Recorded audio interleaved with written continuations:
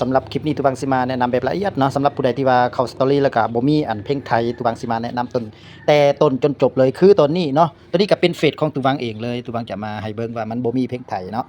จะมีแต่เพลงสากลปัญหาตัวนี้นะมันเกิดขึ้นกับหมดทุกคนอยู่อันประเทศลาวแล้วก็ประเทศเขมรแล้วก็ประเทศอื่นๆนะให้เฮาเข้าไปอยู่อันถ้าว่าเป็น iPhone ก็เข้าไปที่ App Store ตัวนี้ก็เข้าไป Play Store เนาะพิมพ์คำว่า GPT เนาะผู้ใดที่ว่าอันพิมพ์ตามตัววางนั่นแหละ FAKE แล้วก็ GPT ตัวนี้จะมีหูพางลักษณะแบบนี้เนาะแล้วก็ติดตั้งเลยติดตั้งรอถ่าให้มันเสร็จก่อนให้มันเต็มก่อนเนาะตอนนี้นะ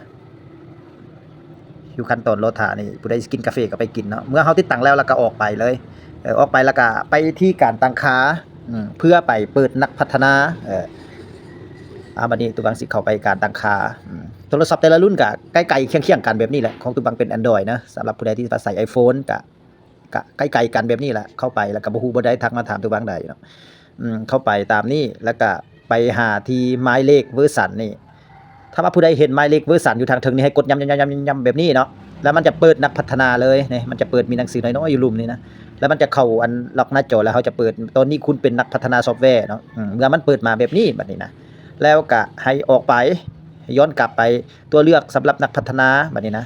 ตัวเลือกสำหรับนักพัฒนาเนี่ยเขาจะเลื่อนขึ้นไปตัวสุดท้ายเลยเลื่อนขึ้นไปซอกคำว่า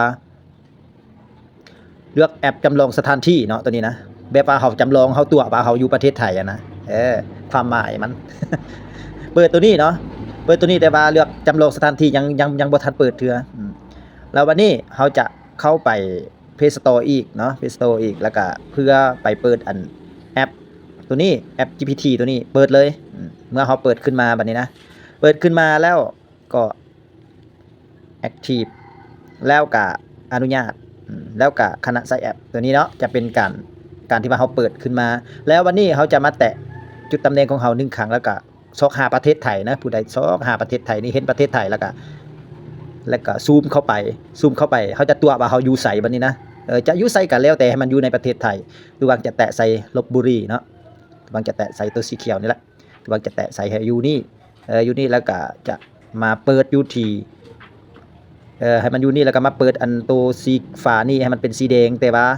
มันจะเด้งหน้านี้ขึ้นมาแล้วให้เฮาเข้าไปเปิด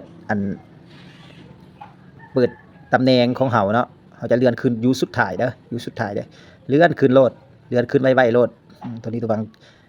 จะบ่ได้เลื่อนเนาะเมื่อกี้เนาะอาจจะแม่นลืมนั่นแหละเลื่อนขึ้นไปแล้วก็มันจะมีคำว่าเลือกตัวนี้แล้วก็มาเลือกแอปที่ว่าเฮาติดตั้งนี่แล้วก็ออกมาเลยบัดนี้ออกมาเบิ่งแล้วก็เปิดให้มันเป็นสีแดงแบบนี้ถือว่าโอเคเลยเป็นว่าเฮาปักหมุดเฮาแหละเนาะเป็นว่าเฮาปักหมุดแล้วก็ไปที่เฟซของเฮาเบิ่งว่ามันมีภาษาไทยแล้วบ่บัดนี้นะเราจะพิมพ์เป็นภาษาไทยออกมาเบิ่งแล้วการเพลงหยังนี่มันจะมีภาษาไทยเต็มหมดเลยจะมีภาษาไทยเลย